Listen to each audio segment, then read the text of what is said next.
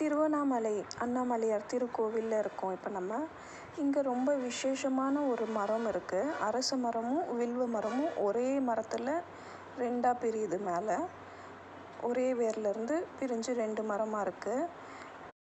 இந்த மரத்தில் இன்னொரு விசேஷம் என்னென்னா, கவலீஸ்வரர்ன்ற சித்தர் வாசம் பண்ணுறாருன்னுட்டு இங்கே பேசிக்கிறாங்க.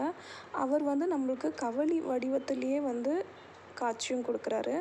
அதோட இங்கே சர்ப்பம் போல் ஒரு வடிவமும் இருக்குது இந்த மரத்தில். இது எல்லாமே இந்த கோவிலோட விசேஷங்கள். அதை போலவே இதில் இந்த கவலியை நீங்கள் அவ்வளோ சுலபமாக நம்ம பார்த்துட முடியாது. நம்ம பார்த்தாலும் அது கண்ணுக்கு தெரியறதில்ல.